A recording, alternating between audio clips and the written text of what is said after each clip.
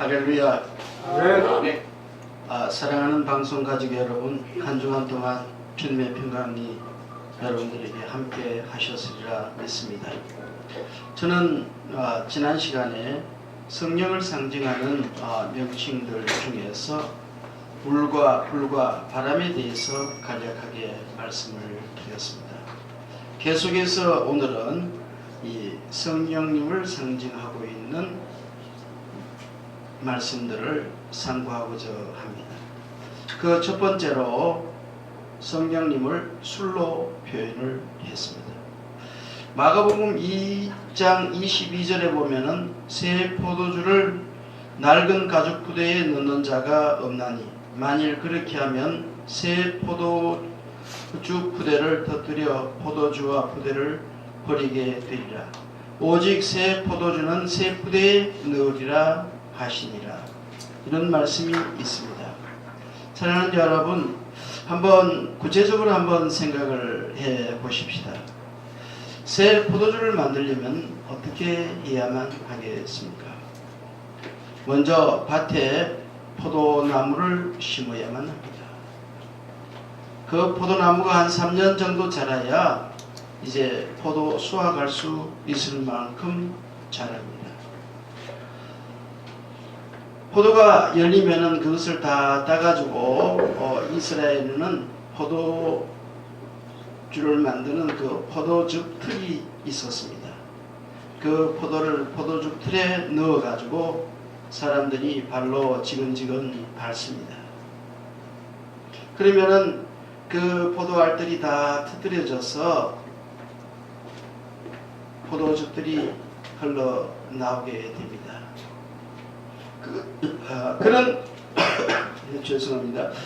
그런 포도즙들이 모여서 이제 새 가죽 부대에다가 넣어서 숙성이 되면은 새 포도주가 되는 것이지요.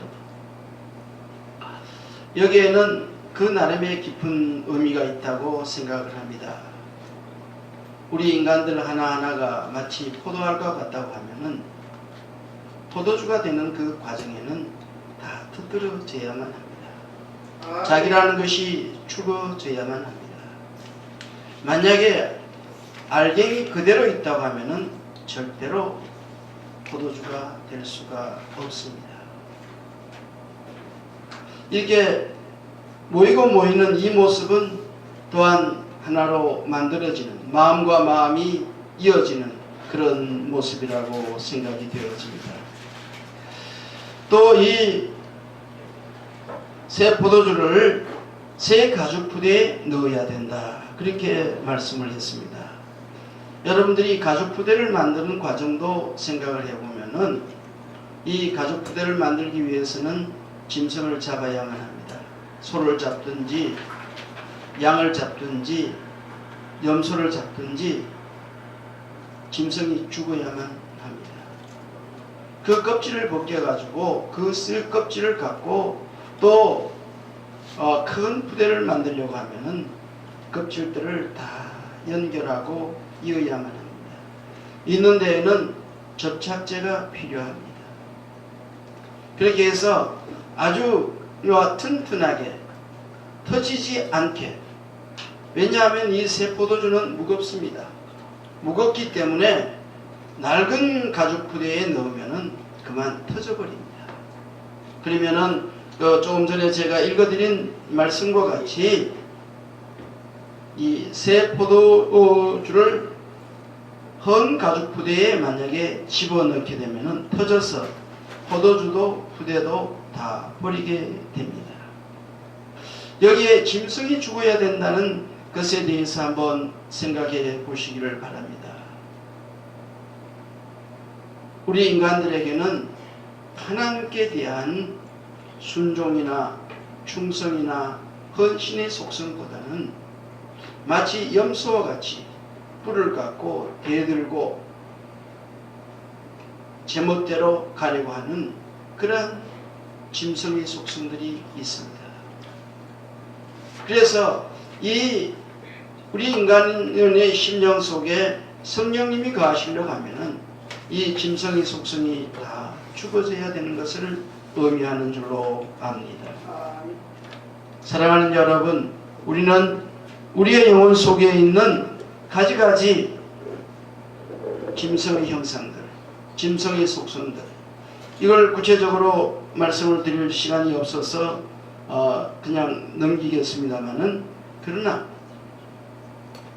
우리가 우리의 영혼 속에 있는 나를 괴롭히고 있고 나 자신이 하나님을 대적하는 그러한 짐승의 속성이 무엇인가, 이것은 한번 방송을 듣는 여러분들이 깊이 묵상하며 하나님 앞에 회개하는 그러한 시간을 가질 필요가 있다고 생각합니다.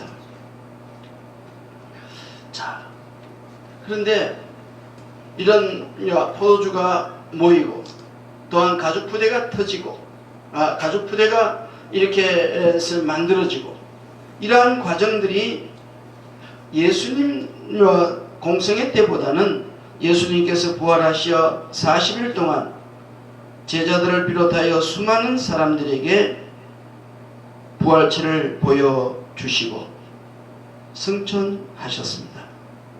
먼저 여기에서 제가 분명하게 말씀을 드리고 싶은 것은, 예수님의 부활은 어떤 환상이나 그렇지 않으면 기절했다가 다시 일어난 그러한 사건이 아닙니다. 완전히 죽으셨습니다. 그리고 3일 만에 완전히 부활하셨습니다. 이것은 역사적인 사실입니다. 이것은 굉장히 중요한 의미를 갖고 있다고 생각합니다. 우리 인간들은 다 역사 속에서 삽니다. 하루를 24시간 속에서 살고 있고 1년을 365일 안에서 살아가고 있습니다. 어떤 이런 것들이 구체적이고 실제적인 일이지 어떠한 환상이나 그렇지 아니하면은 다른 의미가 아닙니다. 예수를 믿는 사람이든 예수를 믿지 않는 사람이든 24시간이라는 하루는 주어집니다.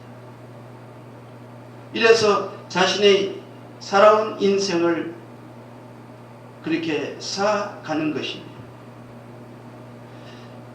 우리가 예수 그리스도 안에 죽었다, 이것 또한 역사적인 사실이어야만 합니다. 죄와 욕심과 온갖 그런 하나님을 대적하는 모든 것들이 마치 짐승이 죽는 것처럼, 예수님이 십자가에 못 박혀 죽으신 것처럼 우리 또한 그리스도 안에서 우리의 혈과 육과 정과 욕이 십자가에 매장되는 그 사실이 하나의 탁상공론이나 어떤 것이 아니라 이론이 아니고 그냥 영성적인 이야기가 아니고 실제적인 사실이어야 된다는 것을 말씀하고 있습니다. 또한 예수님이 우리가 잘 아는 대로 죽음의 권세를 깨뜨리고 3일 만에 부활하셨습니다. 이 부활 또한 역사적인 사실입니다. 그러기에 우리에게는 영원이라는, 영생이라는 이것 또한 역사적인 사실인 것임을 우리는 믿어야 됩니다. 예수님께서 승천하시면서 분명하게 이야기했습니다. 너희가 본 그대로 내가 다시 온다. 그러니 예수 그리스도의 재림 또한 어떤 탕상공이나 교훈적이거나 영성적인 이야기가 아니라 역사적인 사실입니다.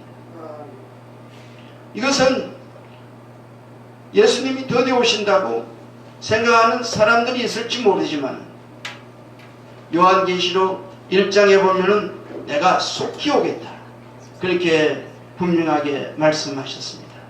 이 속히라는 이 말은 분명하게 온다, 모든 일보다도 먼저 확실하게 온다, 그런 의미인 줄로 압니다. 예수님께서 승천하시면서 사랑하는 제자들에게 말씀했습니다. 너희는 예루살렘을 떠나지 말고 아버지의 약속하신 것을 기다리라. 그리하면 몇 날이 못 되어서 너희가 성령을 받으리니 너희에게 성령의 권능이 임하면 예루살렘과 온 유대와 사마리아와 땅끝까지 이르러 내 증인이 되리라고 말씀하셨습니다. 이 약속을 믿는 예수님을 사랑하던 사람, 예수 그리스도의 제자들은 그대로 행했습니다. 사도행전 1장에 보면은 120명이 마가의 다락방에 모여서 기도에 전혀 힘썼다고 분명하게 말씀하고 있습니다. 열흘 동안 간절하게 기도하니까 성령의 권능이 임했습니다. 그래서 성령의 권능을 받은 베드로 사도가 오순절날 예루살렘 성전에서 소리쳤습니다. 너희가 바로 십자가에 못 박혀 죽인 그 예수가 바로 구세주다, 메시아다, 그렇게 분명하게 말했습니다. 그때에 그 말씀을 듣고 있던 유대인들이 비아냥거리면서 어떤 말을 했습니까? 아마 저 사람들이 세술에 취한 모양이다. 이 세술에 취했다는 표현을 썼습니다. 조금 전에 말씀드린 것처럼 새 포도주, 이게 바로 세술입니다. 이 오순절날 성령이 임한 이 사실이 바로 쇠술이라는 말씀입니다. 저는 술에 대해서 잘 모릅니다. 그러나 술 먹은 사람들은 많이 보았습니다. 아마 여러분들도 그런 분들이 많을 것입니다. 그런데 술 먹은 사람들에게는 몇 가지 특성이 있다고 합니다. 첫째는 술을 먹으면 말이 많아집니다. 그래서 아주 시끄러워지고 밤새도록 말을 해도 그칠 줄 모르는 그런 속성이 있다고 합니다. 예수 믿는 사람들도 성령의 충만을 받으면 그러한 모습이 있습니다. 주님과 대화하기를 밤새도록 속삭입니다. 그 어떤 데는 예수님께 하고 싶은 말들을 많이 하고 예수님께 사랑 고백도 하고 회개도 하고 자기 필요한 것도 구하고 또한 자기 마음속에 있는 간절한 그러한 소원, 주님께서 이렇게 해주시면 내가 이렇게 하겠습니다. 마치 사무엘의 어머니 한나가 기도하는 그 모습을 엘리 제사장이 보고 왜 너는 성전에서 술을 먹고 취해가지고 그렇게 있느냐, 이렇게 말한 것처럼 하나님 앞에 자신의 모든 걸 내놓으며 기도하는 그러한 모습이 많습니다. 우리는 이렇게 하나님 앞에 기도하는 것, 이것이 필요합니다. 이 우리가 기도하고 싶어도 기도하지 못하는 때가 많이 있습니다. 왜 그렇습니까? 성령의 충만함을 받지 못했기 때문입니다. 또 이 술에 취한 사람들은 노래와 춤이 있습니다. 성령 충만한 노래와 성령 충만하지 않은 노래는 들어보면 쉽게 압니다. 왜? 성령의 감동의 역사를 만들기 때문입니다. 그래서 성령 충만한 노래는 듣는 사람으로 인해서 정말 예수 그리스도의 놀라운 사랑을 깨닫게 하고 예수 그리스도께 더 가까이 나아가게 만듭니다. 또한 성령 충만하게 되면은 그 마음속에 기쁨과 감사가 있으니까 저절로 흥이 나서 춤을 추는 그러한 순수한 모습들을 우리는 얼마든지 볼 수 있습니다. 사랑하는 여러분, 사도행전 16장을 펼치면 바울과 실라가 하나님의 말씀을 전하다가 빌립보 감옥에 들어간 사건이 있습니다. 그런데 놀라운 것은 우리가 참 보통 사람으로서는 이해할 수 없는 한 가지 사건이 있습니다. 감옥에 간 게 뭐 그렇게 이쁩니까? 매를 맞고 그 아픔이 정말 온몸을 짓누를 텐데 저들은 밤이 맞도록 찬송했다고 했습니다.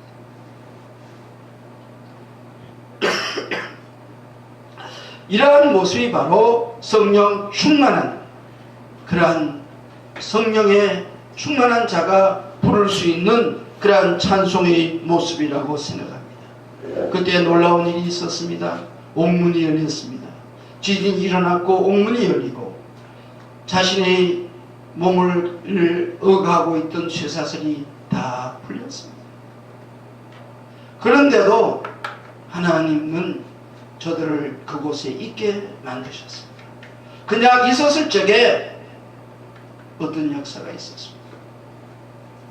간수가 이제 죄수들이 도망한 줄 알고 자결하려 하다가 우리가 여기 있다 하는 그 말을 듣고 저들이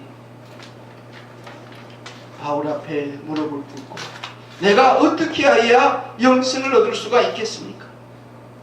그랬을 적에 우리가 잘 아는 말씀인 주 예수를 믿으라. 그리하면 너와 내 집이 구원을 얻으리라. 그 말씀 따라서 간수는 회개했고 예수님을 영접했고 세례를 받고 빌립보 교회의 기초석이 되었습니다. 찬송은 이런 놀라운 권능을 갖고 있습니다. 이 방송을 듣는 사랑하는 여러분들 중에서 여러분들이 마치 바울이 옥에 갇힌 것처럼 앞뒤가 보이지 않고